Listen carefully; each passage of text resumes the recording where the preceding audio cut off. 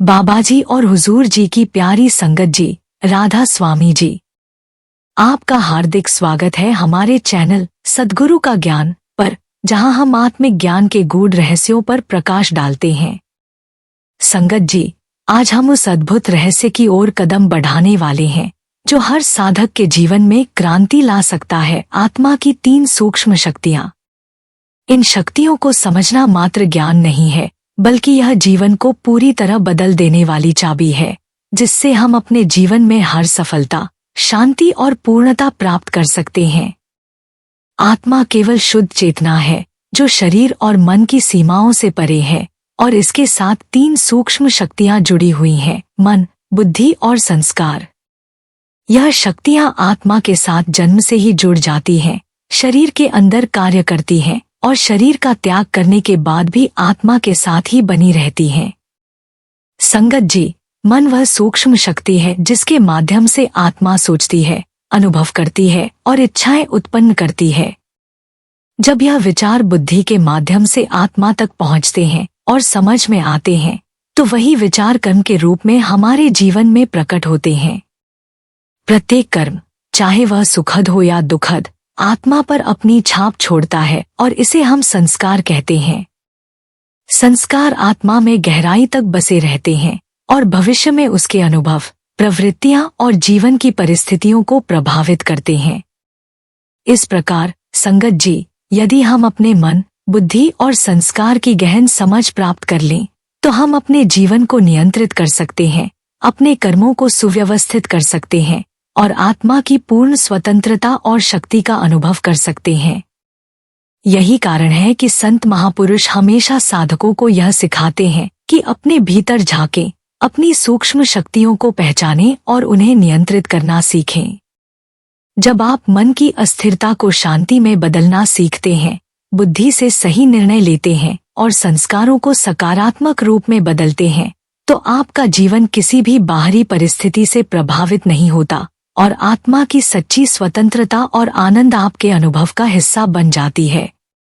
संगत जी, यह केवल दर्शन नहीं, बल्कि अनुभव का मार्ग है जो सत्संग, भजन, सुमिरन और गुरु की कृपा से खुलता है। जब आप इस रहस्य को समझ लेते हैं, तो जीवन के हर पहलू में सफलता, संतुलन और आध्यात्मिक उन्नति अवश्य प्राप्त होती है। इसलिए संगत जी, आपसे विनती है कि वीडियो को अंत तक अवश्य श्रवण कीजिएगा, क्योंकि आज हम आत्मा की उन 3 सूक्ष्म शक्तियों का रहस्य जानने वाले हैं। संगत जी, आपसे एक विनम्र प्रार्थना है, कृपया हमारे चैनल सद्गुरु का ज्ञान को जरूर सब्सक्राइब करें, ताकि आप तक निरंतर ऐसी ज्ञानवर्धक और आध्यात्मिक वीडियो पहुंचती रहें जो आपकी आत्मिक उन्नति में सहायक बने। संगत जी, आत्मा की पहली सूक्ष्म शक्ति है मन। मन में विचार करने की शक्ति, इच्छा शक्ति, कल्पना करने की क्षमता और अनुभव महसूस करने की शक्ति समाहित है। यह वह शक्ति है जिसके माध्यम से आत्मा बाहरी संसार के साथ संवाद करती है और भीतर की चेतना को परखती है। लेकिन जब मनुष्य इस अद्भुत शक्ति को समझ नहीं पाता, तो मन उसके ऊपर हावी हो जाता है। तब हम अक्सर कहते हैं, मन तो चंचल घोड़ा है जो चारों ओर भटकता रहता है, या मन तो एक चंचल बच्चे जैसा है। सचमुच, जब तक हम अपने मन के स्वभाव को नहीं पहचानते, यह हमारी ऊर्जा और समय को व्यर्थ में बर्बाद करता रहता है। लेकिन संगत जी, यही मन अत्यंत सुंदर और शक्तिशाली भी है। यदि हम इसकी गहराई को समझें और इसे सही दिशा में लगाएं, तो यह मन लौकिक और अलौकिक दोनों प्रकार की बड़ी उपलब्धियां प्राप्त करने में सक्षम है। एक ज्ञानी व्यक्ति ने सच्चाई बताई है कि आज मनुष्य अपने मन की क्षमताओं का केवल 5% ही प्रयोग करता है और बुद्धिमान व्यक्ति भी केवल 15%। बाकी की शक्ति व्यर्थ चली जाती है। इसका मुख्य कारण यह है कि आज हमारे मन की ऊर्जा का बड़ा हिस्सा व्यर्थ विचारों, चिंता और मानसिक अशांति में नष्ट हो जाता है। संगत जी, हमारे मन की यह चंचल प्रवृत्ति इसलिए भी है क्योंकि हम इसके स्वभाव को समझते ही नहीं। हमारी जीवन शैली ऐसी हो गई है कि यह महसूस करना कठिन हो गया है कि हमारा मन किस दिशा में चल रहा है। हमारा मन निरंतर सोचता रहता है, और किसी मनोवैज्ञानिक के अनुसार चाहे गति कम हो या अधिक, मन में प्रति मिनट लगभग 25-30 विचार चलते रहते हैं। एक दिन में यह विचार असंख्य रूपों में घूमते रहते हैं और हमें कई बार यह भी नहीं पता चलता कि इनमें से कौन से विचार हमारे जीवन के लिए लाभकारी हैं और कौन से हानिकारक। यदि हम अपने मन के विचारों को गहराई से देखें तो पाएंगे कि इनमें मुख्य रूप से 4 प्रकार के विचार चलते हैं। पहला है सकारात्मक विचार। सकारात्मक विचार का अर्थ है जीवन की चुनौतियों का सामना सकारात्मक दृष्टिकोण से करना। जो व्यक्ति सकारात्मक सोचता है वह अपने आसपास के लोगों, घटनाओं और परिस्थितियों में उज्ज्वल पक्ष पर ध्यान केंद्रित करता है। सकारात्मक विचारों से समर्थ संकल्प जन्म लेते हैं जिनमें शुभ भावना, करुणा और प्रेम समाहित होते हैं। इनमें न कोई स्वार्थ होता है और न ही कोई दुर्भावना। दूसरा प्रकार है नकारात्मक विचार। ये वे विचार हैं जिनमें किसी न किसी रूप में कमजोरी, भय, चिंता या मानसिक विकृति का असर होता है। नकारात्मक विचार स्वार्थी प्रवृत्ति के भी होते हैं और आत्मा तथा मन पर विपरीत प्रभाव डालते हैं। इनके कारण मन अशांत, बेचैन और भयग्रस्त हो जाता है। तीसरा प्रकार है आवश्यक विचार। ये हमारे दैनिक जीवन, कार्य और जीवन संचालन से जुड़े होते हैं। जैसे आज कहाँ जाना है, किन कार्यों को संपन्न करना है, किससे मिलना है। ये विचार जीवन को व्यवस्थित रूप से चलाने में मदद करते हैं। लेकिन ध्यान रहे संगत जी, कई बार आवश्यक विचारों के पीछे भी स्वार्थ छिपा होता है जिससे उनका प्रभाव सकारात्मक नहीं रहता। चौथा प्रकार है व्यर्थ विचार। व्यर्थ विचार मन को अनावश्यक रूप से भारी और परेशान करते हैं। इनमें बिना कारण दुख लेना, अतीत की घटनाओं को बार बार याद करना, दूसरों के व्यवहार पर क्रोध या निराशा करना या सोचते रहना कि ऐसा होना चाहिए था आदि शामिल हैं। ऐसे विचार समय और ऊर्जा की बर्बादी करते हैं और मन तथा आत्मा दोनों को कमजोर बना देते हैं। विशेषज्ञों के अनुसार हमारे विचारों का लगभग 80% भूतकाल की घटनाओं से संबंधित होता है, 15% भविष्य की चिंताओं के लिए होता है और केवल 5% वर्तमान पर केंद्रित रहते हैं। लेकिन संगत जी, वर्तमान क्षण ही सबसे मूल्यवान है। यही वह समय है जिसमें हम अपने जीवन को सुधार सकते हैं, अपने कर्मों को सही दिशा दे सकते हैं और आत्मा की शक्ति का अनुभव कर सकते हैं। इस प्रकार पूरे दिन हमारे मन में ये 4 प्रकार के विचार चलते रहते हैं: सकारात्मक, नकारात्मक, आवश्यक और व्यर्थ। आज के तनावपूर्ण युग में यदि हम ध्यान से देखें तो पाएंगे कि सबसे अधिक व्यर्थ विचार, उसके बाद नकारात्मक विचार और आवश्यक विचारों में भी अक्सर स्वार्थ छुपा होता है। सकारात्मक विचार अत्यंत कम या लगभग नगण्य होते हैं। इसलिए कहा जाता है, जैसा चिंतन वैसा जीवन। जैसा सोचोगे वैसा ही पाओगे। हमारे जीवन का स्वरूप और हमारे अनुभव सीधे हमारे मन के विचारों पर निर्भर करते हैं। संगत जी, यही कारण है कि संत महापुरुष और गुरु हमें बार बार यह शिक्षा देते हैं कि अपने मन को पहचानो, उसकी शक्ति को समझो और उसे सही दिशा में केंद्रित करो। जब मन स्थिर, सकारात्मक और नियंत्रित होता है तभी बुद्धि सही निर्णय ले पाती है और संस्कार सकारात्मक रूप में आत्मा में प्रवेश करते हैं। तभी जीवन में शांति, सफलता और आध्यात्मिक उन्नति संभव होती है। संगत जी, अब हम एक कहानी के माध्यम से समझेंगे कि हमारे मन के विचार हमारे जीवन पर किस अद्भुत और गहरे प्रभाव डालते हैं। एक समय की बात है, एक राजा था और उसका एक घनिष्ठ मित्र जो लकड़ी का बड़ा व्यापारी था। दोनों के बीच गहरी मित्रता थी। एक दिन व्यापारी अपने लकड़ी के ढेर को देख रहा था, तभी उसकी नजर चंदन की लकड़ियों पर पड़ी।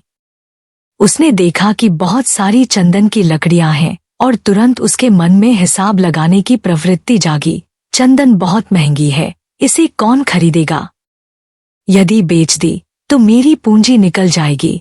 संगत जी, यह सोच ही लोभ और भय का प्रारंभ था। व्यापारी का मन नकारात्मक दिशा में दौड़ने लगा। उसके मन में राजा का विचार आया, यदि राजा मर गया तो चंदन का क्या होगा? व्यापारी ने यह भी भूल गया कि राजा उसका मित्र है।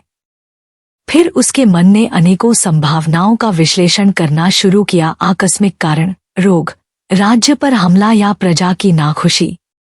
इस प्रकार उसका मन उलझता गया और उसकी रात की नींद हराम हो गई।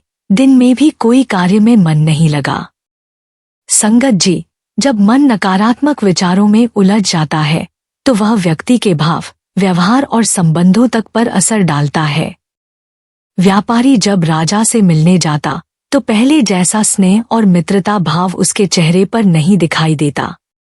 राजा भी यह महसूस करता, परंतु व्यापारी अपनी चिंता छुपा लेता। व्यापारी के विचारों की तरंगे राजा तक पहुंच रही थी और कुछ समय बाद राजा के मन में भी विचार उठने लगे, मेरा मित्र इतना धनवान है, उसका धन किसके लिए है? यदि वारिस नहीं है तो क्या होगा? राजा के मन में भी नकारात्मक भाव और चिंता ने जगह बना ली। इस प्रकार नकारात्मक विचार केवल व्यक्ति के मन तक सीमित नहीं रहते, बल्कि उनके वातावरण और आसपास के लोगों पर भी असर डालते हैं।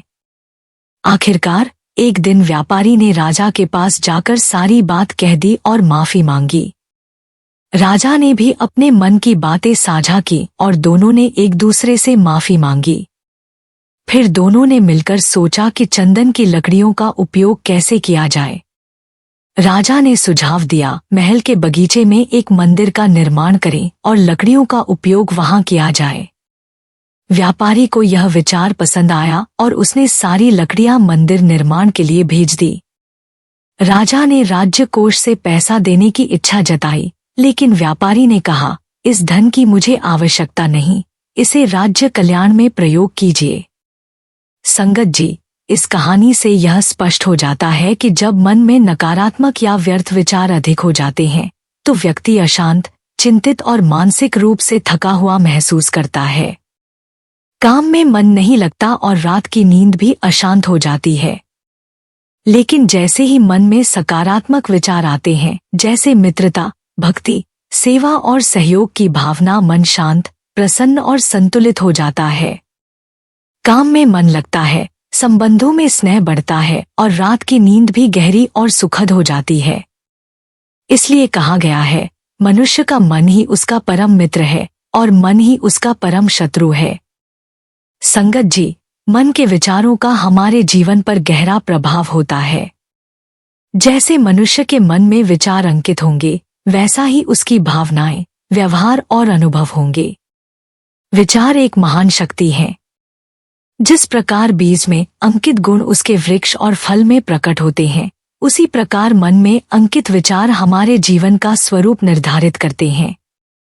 जब कोई विचार बार बार मन में दोहराया जाता है तो वही व्यक्ति की मानसिक प्रवृत्ति बन जाती है और उसके अनुसार उसके जीवन के अनुभव आकार लेते हैं। सकारात्मक विचार मन में शक्ति, उत्साह और ऊर्जा का संचार करते हैं, जबकि नकारात्मक विचार मानसिक शक्ति को कमजोर कर देते हैं। इससे थकान, अवसाद, खोखलापन और जीवन में असंतोष उत्पन्न होता है। संगत जी, यही कारण है कि संतमत में गुरु हमें बार बार सिखाते हैं, अपने मन को पहचानो, उसके विचारों को नियंत्रित करो और उसे सकारात्मक दिशा में लगाओ। जब मन सकारात्मक, नियंत्रित और स्थिर होता है, तब बुद्धि सही निर्णय लेती है, संस्कार अच्छे बनते हैं और आत्मा को शांति, आनंद और पूर्णता का अनुभव होता है। विचार ही वह मूलधारा है जो हमारे कर्मों, संस्कारों और जीवन की वास्तविक दिशा को निर्धारित करती है। संगत जी, अब हम आत्मा की दूसरी सूक्ष्म शक्ति बुद्धि की ओर ध्यान देंगे। मन और बुद्धि का आपस में गहरा संबंध है। मन सोचने की शक्ति है, जबकि बुद्धि समझने और परखने की शक्ति। इसलिए कहा जाता है, सोच समझकर बोलना। मन विचार उत्पन्न करता है, लेकिन उन्हें सही रूप में समझने और मूल्यांकन करने का कार्य बुद्धि करती है। संगत जी, जिस प्रकार घोड़े को लगाम से नियंत्रित किया जाता है, वैसे ही मन को बुद्धि की लगाम की आवश्यकता होती है। यदि घोड़े के हाथ में लगाम है तो वह अनुशासित रहता है और कभी तूफान नहीं मचाता, लेकिन यदि सवार बिना लगाम के घोड़े को नियंत्रित करने की कोशिश करे तो वह उसे गिरा देगा। इसी प्रकार बिना बुद्धि के मन की चंचलता में बहने पर जीवन में कई कठिनाइयां और पश्चाताप उत्पन्न होते हैं। बुद्धि क्या है? संगत जी, बुद्धि आत्मा का वह अंतर्दर्शी चक्षु है जिसके माध्यम से हम हर वस्तु, हर विचार, हर घटना और हर सूक्ष्म भाव को देख और समझ सकते हैं। मन के सभी विचार बुद्धि के पास आते हैं और बुद्धि उन्हें स्पष्ट रूप में आत्मा के सामने प्रस्तुत करती है। इस अंतर्दर्शी दृष्टि से हम केवल भौतिक वस्तुएं ही नहीं देख सकते, बल्कि मनुष्य के भाव, प्रवृत्तियां और आंतरिक अवस्थाएं भी समझ सकते हैं। बुद्धि की दो मुख्य विशेषताएं हैं, विवेक और स्वतंत्रता। विवेक के माध्यम से हम सही और गलत का भान करते हैं। उदाहरण के लिए, यदि कोई व्यक्ति किसी बच्चे के सामने झूठ बोले तो बच्चा अपने विवेक से उसे तुरंत समझ लेगा, लेकिन जब उसका विवेक दबा दिया जाता है तो वह भ्रमित हो जाता है और अपनी बुद्धि पर भरोसा खो देता है। दूसरी विशेषता है स्वतंत्रता। बुद्धि को स्वतंत्रता इसलिए दी गई है ताकि व्यक्ति अपने निर्णय स्वयं विवेक और विवेचना से ले सके और अपने कर्मों के परिणामों की जिम्मेदारी स्वयं उठा सके। ध्यान रहे संगत जी, भगवान हमारे कर्मों में सीधे दखल नहीं देते। हमारे कर्म और उनके परिणाम हमारी बुद्धि और विवेक पर निर्भर करते हैं। जब मनुष्य की बुद्धि किसी विषय को अपने अंतर चक्षु से देखती, समझती और परखती है तो वह यथार्थ निर्णय लेने में सक्षम हो जाती है। जीवन में हर व्यक्ति ने अनुभव किया होगा कि सही निर्णय लेने पर आत्मा और मन में सुकून का अनुभव होता है, जबकि गलत निर्णय लेने पर भीतर ही भीतर एक कचोटन और असंतोष उत्पन्न होता है। लेकिन आज के युग में मनुष्य की बुद्धि कमजोर हो गई है। व्यर्थ और नकारात्मक विचारों के प्रभाव में आने से वह सही निर्णय नहीं ले पाती। बुद्धि की शक्ति कमजोर होने पर मन और आत्मा दोनों अस्थिर हो जाते हैं। आत्मा की 3 सूक्ष्म शक्तियों में बुद्धि एक अत्यंत महत्वपूर्ण शक्ति है, जिसे हम अंतरात्मा की आवाज भी कह सकते हैं।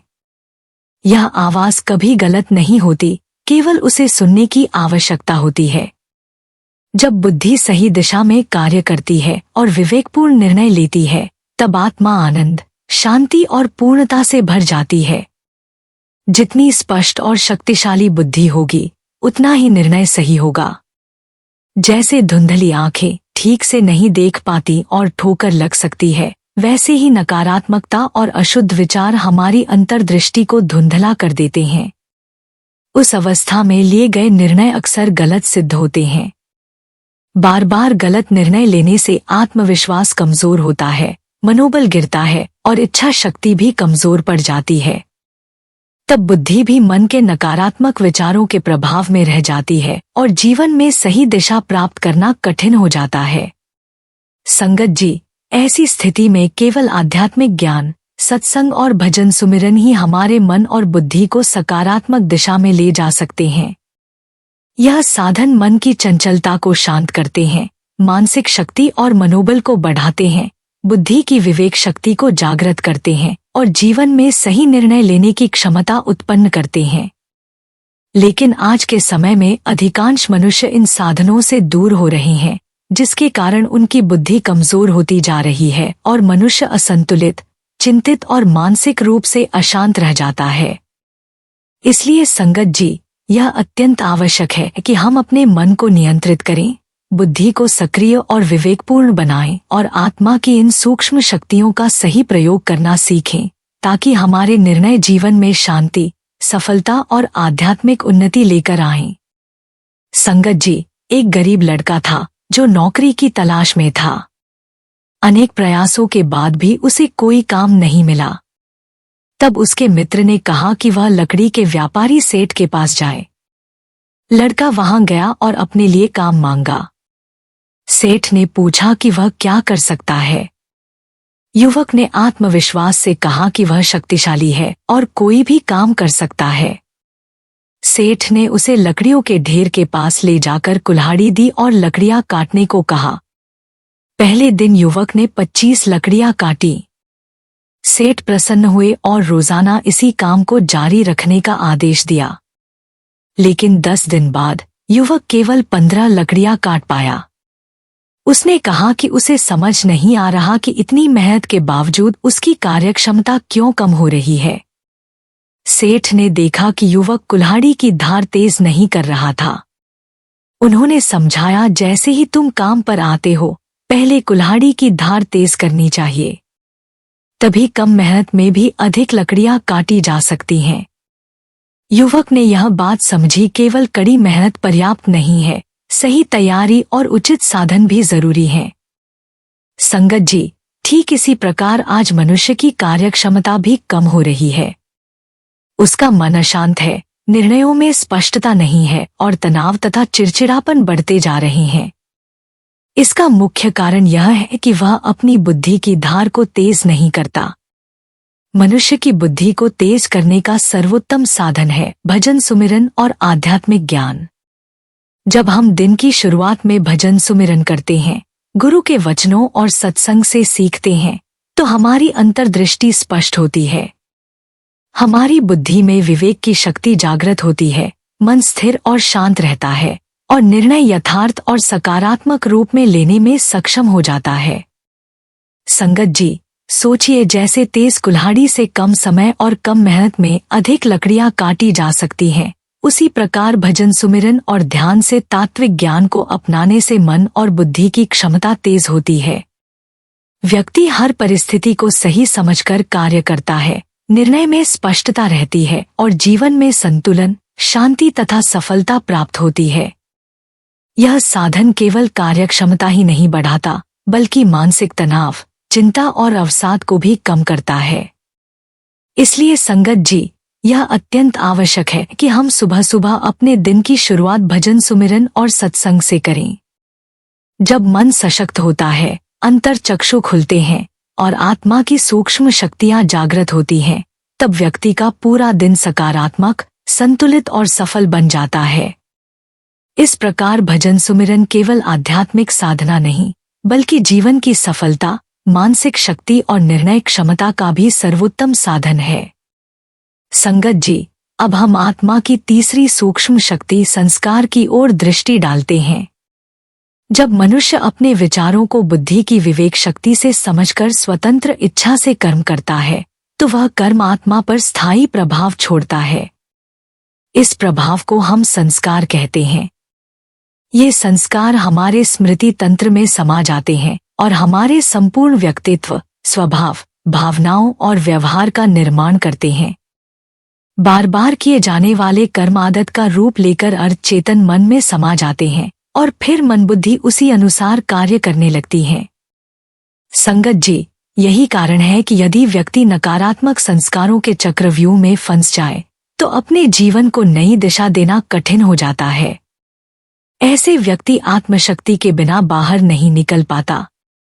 उदाहरण के लिए, शराब, तंबाकू या अन्य किसी बुरी आदत के बंधन में फंसा व्यक्ति अपने आप उन्हें छोड़ नहीं सकता। उसे समर्थ इच्छा शक्ति और आध्यात्मिक साधना की आवश्यकता होती है। हर आत्मा में 5 प्रकार के संस्कार पाए जाते हैं और इसी कारण हर व्यक्ति एक दूसरे से भिन्न होता है। जैसा व्यक्ति का संस्कार होता है, वैसा उसका स्वभाव और व्यक्तित्व होता है। इसलिए संसार में 7 अरब से अधिक लोग होने के बावजूद किसी के लक्षण दूसरे से पूरी तरह मेल नहीं खाते। 2 जुड़वा बच्चों में भी माता कहती है कि उनका स्वभाव अलग है। यह भिन्नता उनके संस्कारों के कारण होती है। पहला है मूल संस्कार, यानी आदि और अनादि संस्कार। जब आत्मा ईश्वर के धाम से इस संसार में आती है, तो वह अपने निजी सतोगुण संस्कार के साथ जन्म लेती है। नवजात शिशु के रूप में वह प्रेम, आनंद और पवित्रता की अलौकिक तरंगे संचारित करता है। लेकिन जैसे जैसे बच्चा बड़ा होता है, वह इन सतोगुणों से दूर हो जाता है और काम, क्रोध, लोभ, मोह, अहंकार, ईर्ष्या और नफरत जैसे अवगुणों की ओर बढ़ जाता है। दूसरा प्रकार है पूर्व जन्म के संस्कार। हर आत्मा अपने पिछले जन्मों के अनुभव और कर्मों के संस्कार के साथ जन्म लेती है। कभी कभी हम देखते हैं कि 5 साल का बच्चा शास्त्रों के श्लोक बोलने लगता है या 3 साल का बच्चा तकनीकी उपकरण चला देता है। यह उसके पूर्व जन्म के संस्कारों का प्रतिफल है। तीसरा प्रकार है गर्भ संस्कार। गर्भ में ही बच्चा माता पिता के चिंतन और मानसिक प्रभाव से संस्कार ग्रहण करता है। महाभारत में अभिमन्यु का उदाहरण प्रसिद्ध है। गर्भ में ही उसने चक्रव्यूह में प्रवेश करना सीख लिया, लेकिन बाहर निकलने की कला सीखते समय उसकी मां को नींद आ गई थी। चौथा प्रकार है वातावरण या संग का संस्कार। जैसा संग वैसा रंग। खानदानी परिवार के बच्चे यदि गलत संगत में पड़ जाएं, तो वे भी बुराई की ओर प्रवृत्त हो जाते हैं। पांचवा और अंतिम प्रकार है दृढ़ता या मनोबल का संस्कार। जब व्यक्ति अपने मन में ठान लेता है कि उसे केवल एक विशेष मार्ग पर चलना है, तो उसकी दृढ़ता असंभव को संभव कर देती है। सकारात्मक संकल्प और समर्थ इच्छाशक्ति से आत्मा की अथाह शक्ति व्यक्तित्व में प्रकट होती है और पुराने नकारात्मक संस्कार निष्क्रिय हो जाते हैं। संगत जी, व्यक्तित्व एक बर्फ की शिला के समान है। 90% भीतर छिपा और केवल 10% ऊपर दिखाई देता है। मूल संस्कार, पूर्व जन्म के संस्कार, गर्भ संस्कार और संग के संस्कार भीतर गुप्त प्रभाव के रूप में व्यक्तित्व को संचालित करते हैं, जिससे व्यक्ति अपनी पूर्ण शक्ति का उपयोग नहीं कर पाता। लेकिन क्या इन चारों प्रकार के संस्कार बदले जा सकते हैं? उत्तर है हाँ, अवश्य। जैसे लोहे को लोहे से काटा जाता है और हीरे को हीरे से, वैसे ही संस्कारों को संस्कारों से बदला जा सकता है। इसके लिए पांचवें प्रकार दृढ़ता के संस्कार का जागरण आवश्यक है। संगत जी, जब व्यक्ति अपने मन में सकारात्मक संकल्प और समर्थ इच्छाशक्ति पैदा करता है, भजन सुमिरन करता है, सत्संग में भाग लेता है और गुरु के मार्गदर्शन का पालन करता है, तो उसकी आत्मा की शक्तियां जागृत होती हैं। पुराने नकारात्मक संस्कार निष्क्रिय हो जाते हैं और नए सकारात्मक संस्कार बनते हैं। आध्यात्मिक ज्ञान और सत्संग इस प्रक्रिया में मार्गदर्शक होते हैं। यह हमें श्रेष्ठ और सकारात्मक दिशा दिखाते हैं, जीवन में स्थायित्व, शांति और महानता की ओर अग्रसर करते हैं। इस प्रकार संस्कार, जो आत्मा की तीसरी सूक्ष्म शक्ति है, मन और बुद्धि के साथ मिलकर व्यक्ति को संपूर्णता, शक्ति और आध्यात्मिक उन्नति प्रदान करते हैं। संगत जी, इस वीडियो में आपने जाना कि आत्मा में कौन कौन सी सूक्ष्म शक्तियां हैं। मन, बुद्धि और संस्कार जो हमारे जीवन, हमारे विचारों, भावनाओं और कर्मों पर गहरा प्रभाव डालती हैं। आपने देखा कि यदि इन शक्तियों को सही दिशा में समझा और प्रयोग किया जाए, तो व्यक्ति न केवल जीवन में शांति, सफलता और संतुलन प्राप्त कर सकता है, बल्कि आत्मिक उन्नति और वास्तविक आनंद का अनुभव भी कर सकता है। यह वीडियो आपको कैसी लगी, कृपया कमेंट में अवश्य बताइए। और यदि आप हमारे चैनल पर नए हैं, तो सद्गुरु का ज्ञान चैनल को सब्सक्राइब अवश्य कीजिए, ताकि आप सत्संग, भजन सुमिरन और आध्यात्मिक ज्ञान से जुड़ी हर नई वीडियो का लाभ उठा सकें। अगली वीडियो में हम फिर मिलेंगे और तब तक आप अपना ध्यान रखें, अपने मन और बुद्धि को शुद्ध करते रहें और भजन सुमिरन से आत्मा को सशक्त बनाते रहें। राधा स्वामी जी।